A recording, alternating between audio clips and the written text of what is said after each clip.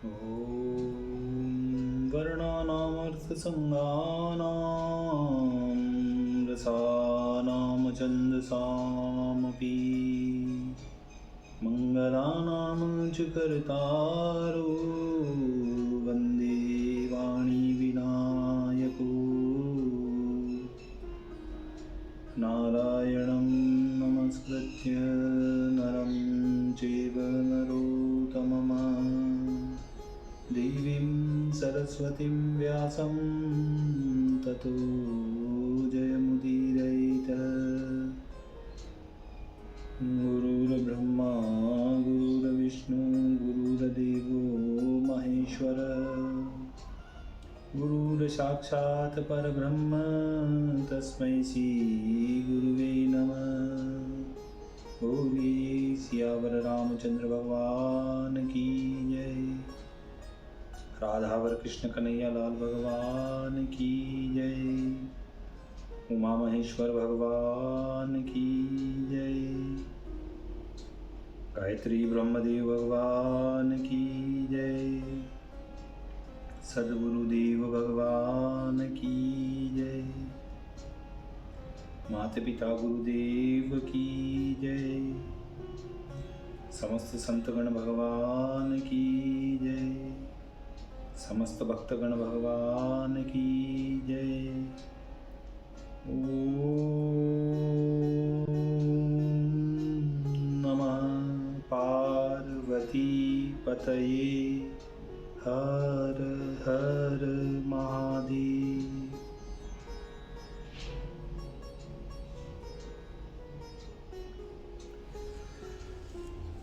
तो मित्रों, अब तक हमने श्रीमद् भागवत कथा की क्रमबद्ध रूप से इस कथा का श्रवण करते आ रहे हैं। अब हम श्रीमद् भागवत कथा की तृतीय स्कंद की 26वें अध्याय की ओर कथा को अग्रसर करते हैं, जहां कहते हैं कि 26वें अध्याय में पुरुष प्रकृति को ज्ञान भिन्न भिन्न लक्षण सहित कहो पदार्थ बखान। श्री भगवान कपिल देव जी बोलते हैं कि अब मैं तुमको तत्वों के लक्षण पृथक पृथक सुनाता हूँ। हे मैया, तुम ध्यान लगाकर सुनो, जिनके जानने से पुरुष प्रकृति के गुणों से मुक्त होता है। पुरुष की आत्मा का दर्शन जो ज्ञान मोक्ष के लिए है, वह तुमसे मैं वर्णन करता हूँ। वही ज्ञान हृदय की ग्रंथि का भेदन करने वाला है।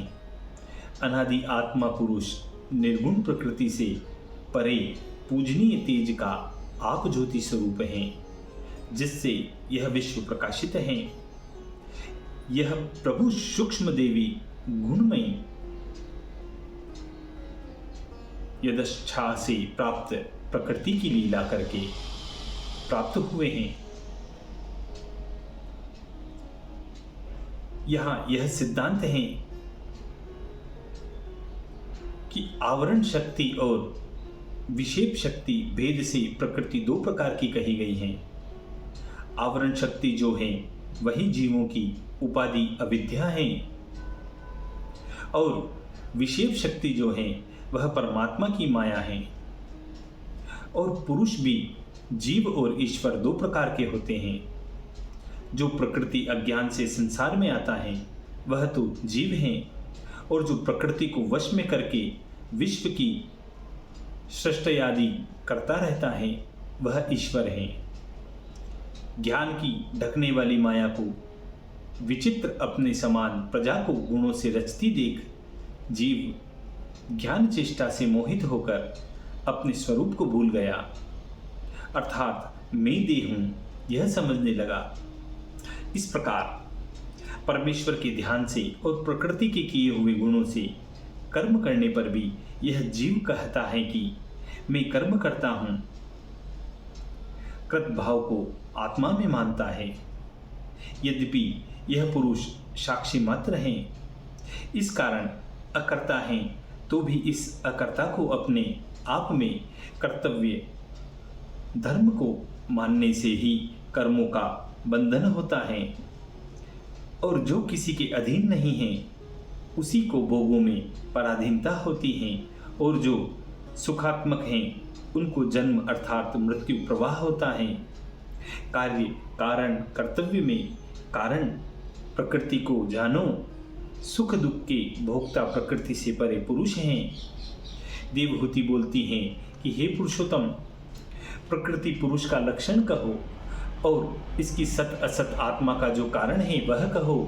भगवान बोलेगी, स्वतः विशेष अर्थात भेद रहित होने पर भी जो सर्व विषयों का आशय और प्रधान तत्व है उसे प्रकृति कहते हैं।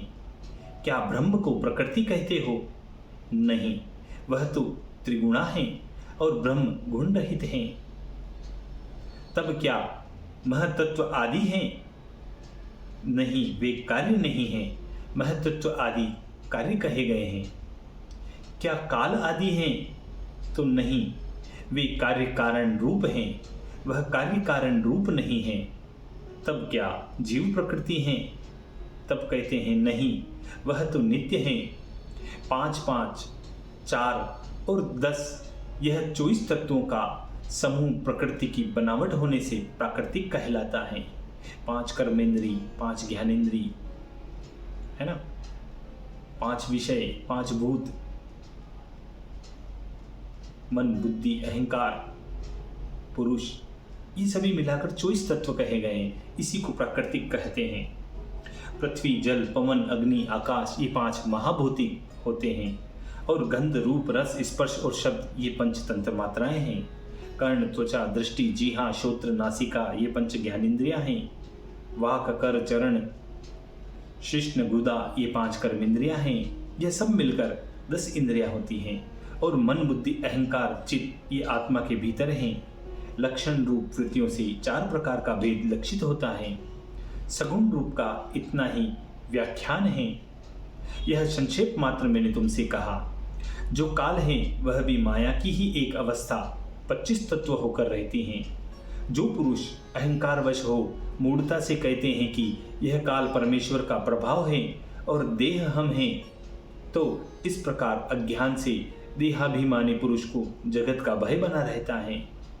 हे माता, जिसका कोई विशेष स्वरूप नहीं, तीनों गुणों की साम्यावस्था ही जिसका स्वरूप है, ऐसी प्रकृति की चेष्टा रूप काल से भगवान का अनुमान होता है। जो भगवान अपनी माया से जीव मात्र के भीतर प्राप्त हो रहे हैं, भीतर पुरुष से और बाहर काल रूप से रहते हैं। देव से जिनके धर्म शोभ को प्राप्त हुए हैं, ऐसी अपनी योग माया में पर पुरुष ने हिरण्यमय महतत्व को रचा। अपने भीतर विश्व को जो धारण किया था उसको प्रकट किया, और सर्वांतः स्थिर जगत का अंकुर महतत्व को अपने आप सुलाने वाले तुमको अपने तेज से पी लिया।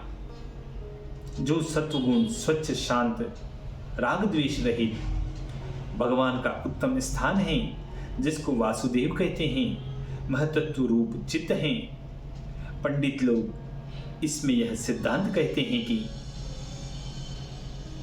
उपास्य वासुदेव हैं, क्षेत्रज्ञ अधिष्ठाता हैं। इसी प्रकार उपास्य वह अहंकार में संकर्षण उपास्य हैं, रुद्र अधिष्ठाता हैं। मन में अनिरुद्ध उपास्य हैं, चंद्रमा अधिष्ठाता हैं। बुद्धि में प्रद्युम्न उपास्य हैं, ब्रह्मा अधिष्ठाता हैं।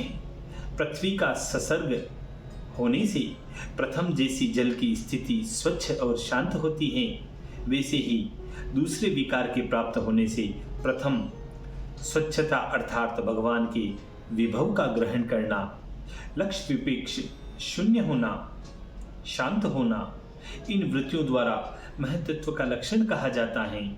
भगवान के विद्य से जिनकी उत्पत्ति ऐसा महतत्व विकार को प्राप्त हुआ, तब क्रिया शक्ति अहंकार त्रिविध उत्पन्न हुआ, वैकारिक तेजस और तामस, जिससे वह मन इंद्रियां पंच महाभूत महत्वत्व इनसे प्रकट होते हैं। अहंकार के उपास्य देवता भगवान शेष जी हैं, जिनके सहस्त्र शीर्ष हैं। उनको साक्षात अनंत कहते हैं। वह संकीर्ण पुरुष हैं। भूत इंद्रियां मनोमय हैं। कर्तव्य, कर्तव्य, कार्यत्व और शांतत्व, घोरत्व, विमुहतत्व, उन सभी में अहंकार का लक्षण है। जब सात्विक अहंकार विकार को प्राप्त होता है तब मनस्तत्व प्रकट होता है और संकल्प विकल्प से जो कामना उत्पन्न होती है वह मन का लक्षण है। सब इंद्रियों की अधीश्वर, शरत काल की कमल समान श्याम स्वरूप का योगी जनों से सुंदर आराधन करने की योग्य उनको अनिरुद्ध कहते हैं। हे जननी, तेजस अहंकार तत्व जब विकार को प्राप्त हो गया तब बुद्धि तत्व उत्पन्न हुआ। इससे द्रव्य का स्फुरण, ज्ञान इंद्रियों का अनुग्रह होता है। संशय, मिथ्या ज्ञान, निश्चय, स्मृति, निद्रा ये बुद्धि के लक्षण हैं। सब वृत्तियों से पृथक ज्ञानेन्द्री और कर्मेंद्री ये 10 राजस अहंकार से उत्पन्न हुई हैं। क्रिया शक्ति प्राण की है और विज्ञान शक्ति बुद्धि की है। ये दोनों राजस और अहंकार से उत्पन्न हुई हैं। इसलिए ज्ञानेन्द्री और कर्मेंद्री इसी से उत्पन्न हुए हैं।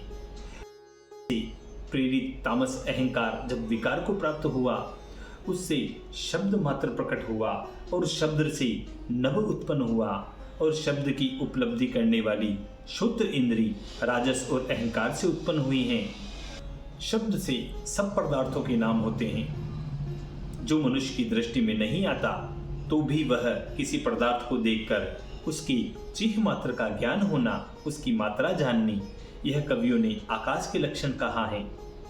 शब्द के अर्थ को अर्थात जिससे सब पदार्थों के नाम रखे जाते हैं जानना और देखने वालों के चिह्न मात्र का ज्ञान न होना और उसकी मात्रा को पहचानना, ये बुद्धिमानों ने आकाश के लक्षण कहे हैं। प्राणी मात्र में अवकाश छिद्र रखना और बाहर भीतर के व्यवहार को आशय देना, प्राण इंद्री आत्मा में स्थान रखना आकाश की वृत्ति का लक्षण कहा गया है। शब्द तंत्र मात्रा वाला आकाश जब काल की गति से शुद्ध हुआ तब उससे स्पर्श तंत्र मात्रा प्रकट हो गई, उससे वायु उत्पन्न हुई। त्वगिंद्रिय से स्पर्श का ज्ञान होता है। कोमलता, कठिनता, शीतलता और उष्णता ये स्पर्श रूप वाले पवन की तंत्र मात्रा हैं। यही स्पर्श का लक्षण कहा गया है।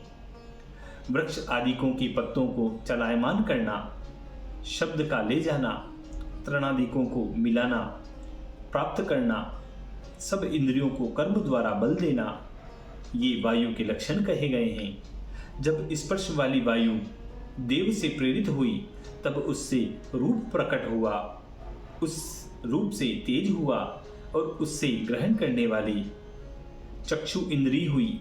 हे माता, रूप पदार्थों को आकार देता है और द्रव्य में गौण रीति से प्रतीत होना और पदार्थों की रचना के पीछे प्रतीत होना, यह भी रूप मात्रा की ही वृत्ति है।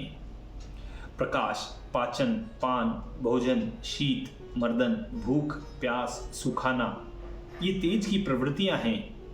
जब दिव्यच्छा से रूप गुण वाला तेज विकार को प्राप्त हुआ तब उससे रस तंत्र मात्रा हुई, तब उससे रस तंत्र मात्रा हुई, उससे जल हुआ, उसको ग्रहण करने वाली जीभ हुई। यह एक रस भौतिक विकार से कशीला, मधुर, चरपरा, कड़वा और खट्टा आदि अनेक भेदों को प्राप्त होता है। गीलापन, गोला बांधना, तृप्ति करना, जीवन, प्यास मिटाना, नर्म करना, ताप दूर करना, उपाधि से जल निकालने पर भी अधिक होना, यह जल की वृत्ति कही गई है। रसगुण वाला जल जब देव से प्रेरित होकर विकार को प्राप्त हुआ तब उससे गंध तंत्र मात्रा उत्पन्न हुई। उस गंध तंत्र मात्रा से पृथ्वी का प्रादुर्भाव हुआ। नासिका से गंध ग्रहण होती है। यह एक ही गंध संसर्ग वाले पदार्थों की विषमता से मिली हुई है। गंध और सुगंध शांत व उग्र आदि अनेक भेदों वाली होती हैं। प्रतिमादि रूप से ब्रह्म का भाव करना, स्थान देना, धारणा करना, आकाश आदि को मठाकाश आदि रूप से भिन्न होना और सब जीवन मात्र के गुणों का भेद करना, ये पृथ्वी के वृत्ति के लक्षण कहे गए। आकाश का मुख्य गुण शब्द रूप विषय वाली श्रोत्रेंद्री कहलाती हैं और वायु के मुख्य गुण युक्त स्पर्श गुण वाली त्वग्रेंद्री कहलाती हैं। तेज के मुख्य गुण रूप को विषय वाली चक्षु इंद्री कहते हैं और जल के मुख्य गुण रस को विषय वाली जिह्वा इंद्री कहते हैं। पृथ्वी का मुख्य गुण गंध को विषय करने वाली घ्राणेन्द्री कहलाती हैं, जिससे सूंघा जाता है, नासिका कहते हैं। इन पूर्व के पदार्थों का पिछले पदार्थों में संबंध होने से अपने कारण आकाश आदि पदार्थों का धर्म शब्द आदि कार्य रूप वायु आदि पदार्थों में अपने धर्म स्पर्श आदि के संग दिखाता है। इसी से पृथ्वी में चार कारणों की धर्म शब्द स्पर्श रूप रस परस्पर न मिले, तब इनमें और तत्वों में भी काल कर्म गुणों के साथ जगदादि ईश्वर ने प्रवेश कर लिया। फिर परमेश्वर के प्रवेश करने से जब यह शोभ को प्राप्त हुए, तब अचेतन अंड प्रकट हुआ, उससे विराट पुरुष का प्रादुर्भाव हुआ। 14 भुवन वाला यह भगवान का स्वरूप भूत पृथ्वी रूप ब्रह्मांड बाहर की ओर प्रधान से गिरी हुई जलादि 7 आवरणों, जो क्रम से एक एक से 10 गुने बड़े हैं, उनसे घिरी हुई है। उदासीनता को त्याग कर भगवान महादेव ने जल में पड़े हुए हिरण्यमय अंडकोश में प्रवेश करके बहुत प्रकार से छिद्र कर दिए। मुख प्रथम प्रकट हुआ, उससे वाणी हुई, उसके देवता ब्रहीन हुए। फिर नाक उत्पन्न हुई, जो प्राणों को चलाने वाली हुई, इससे घ्राण इंद्री हुई। घ्राण से वायु उत्पन्न हुई, इन दोनों से चक्षु हो गए और उससे सूर्य उत्पन्न हुआ। फिर कान प्रकट हुए, उसमें श्रोत्र इंद्री हुई, उससे 10 दिशाएं प्रकट हो गई। फिर विराट को त्वचा निकली, उसमें रोम मूंछ केश आदि हुए, उनसे सब औषधियां उत्पन्न हुई। फिर शिशनेन्द्री हुई, तत्पश्चात उसमें जल रूप वीर्य उत्पन्न हुआ। फिर गुदा उत्पन्न हुई, गुदा में अपान रहता है, अपान वायु से लोगों की भय देने वाली मृत्यु प्रकट हुई। फिर विराट के दोनों हाथ उत्पन्न हुए, उनमें बल हुआ और इंद्र देवता प्रकट हुए। फिर विराट के पांव निकले, उनमें गति हुई और हरि देवता प्रकट हुए। फिर नाड़ियाँ निकली, उसमें रुधिर भरा और नदियाँ प्रकट हुई। फिर उदर प्रकट हुआ, उसमें भूख प्यास हुई, सागर देवता उसके प्रादुर्भाव हुए। फिर विराट के हृदय उत्पन्न हुआ, उसमें मन उत्पन्न हुआ और मन में चंद्रमा प्रकट हुआ। फिर सब वाणियों के पति बुद्धि उत्पन्न हुई, बुद्धि से ब्रह्मा उत्पन्न हुआ और हृदय में अहंकार उत्पन्न हुआ, उसमें क्षेत्रज्ञ अधिष्ठाता प्रकट हुए। फिर विराट के हृदय में चित्त इंद्रिय उत्पन्न हुआ और चित्त में क्षेत्रज्ञ प्रकट हुआ। यह सब देवता उत्पन्न होकर उस विराट के देह में घुस गए, परंतु उसको उठा न सके। उसको सिर्फ एक शरीर है, शरीर में सभी अपनी अपनी इंद्रियों के साथ मिल गए देवता, पर उस शरीर को जगा नहीं सके। यहाँ एक शंका है कि हे मुनियों, में ईश्वर वचन जीव जल में जो विराट रूप अंड रहा, उसको उठाने के लिए सब इंद्रियां अपने अपने देवताओं समेत अपना अपना यत्न करने लगी, परंतु वहाँ से वह उठ नहीं सकी। वह जो नहीं उठ सकी, उसके बाद वह विराट कौन है, तो उत्तर देते हैं कि जिस विराट रूप परमात्मा से यह 3 लोक 14 भुवन उत्पन्न होते हैं, वह विराट उनको नहीं जानना चाहिए। यह जो विराट कहें 84 लाख योनियों की देह को विराट मुनियों ने कहा है। जो देह जीव से चैतन्य हो रहे हैं, जीव से ही नष्ट होती हैं और सब इंद्रियां अथवा देह में ही रहती हैं, परंतु जीव बिना देह नष्ट होती हैं। ऐसे देह विराट रूप विराट जीव को पाकर चैतन्य हो गए। इसीलिए इस शंका का इस प्रकार समाधान समझना चाहिए कि विराट उन भगवान को नहीं कहा, विराट इस शरीर को बताया गया है कि विराट यह शरीर है। तो इस प्रकार इस शंका का निवारण समझना चाहिए। तब आगे कहते हैं कि फिर क्रम से आकाश आदि ने उठाने को उसमें प्रवेश किया। वाणी के मार्ग से अग्नि ने मुख में प्रवेश किया तो भी विराट नहीं उठा। घ्राण इंद्री सहित नाक में पवन घुसी तो भी विराट नहीं उठा। चक्षु इंद्री सहित भास्कर ने नेत्रों में प्रकट हुए, फिर भी विराट नहीं उठा। श्रोत्र के संग दिशाएं कान में घुसी तो भी विराट नहीं उठा।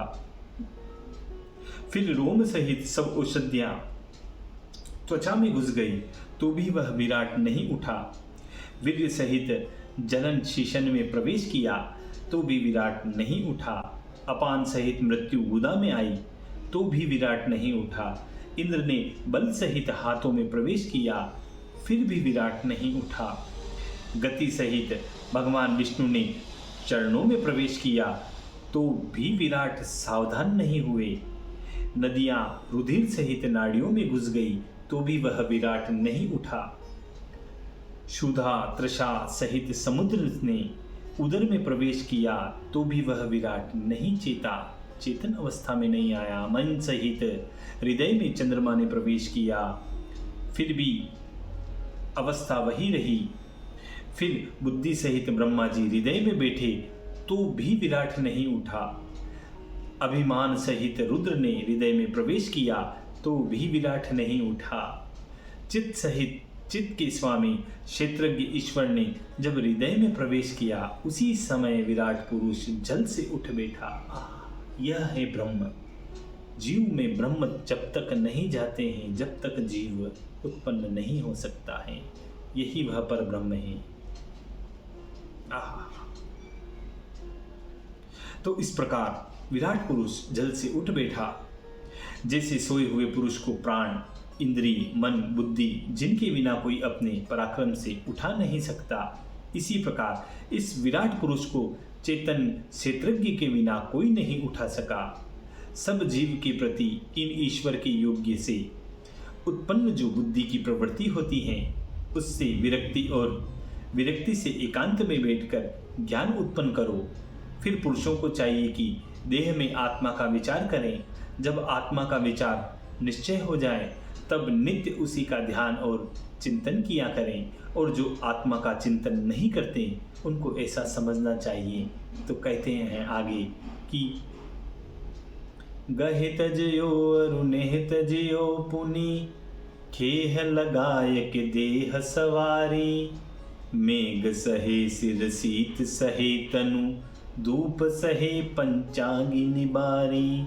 भूख सही रही रूख तरे पर, सुंदर दास सहे दुख भारी। दासन छोड़ के आसन ऊपर, आसन मारो पे आसन भारी। आसन मारो पे आसन भारी। इसी मधुर संवाद श्री कपिल देव मुनि और माता देवहूति के बीच में जो भगवत संवाद सांख्य शास्त्र का वर्णन हो रहा है, इसी मधुर संवाद के साथ श्रीमद् भागवत कथा की तृतीय स्कंद की 26वां अध्याय पूर्णः 26वां अध्याय पूरा होता है। बोली श्री कृष्ण कन्हैया लाल भगवान।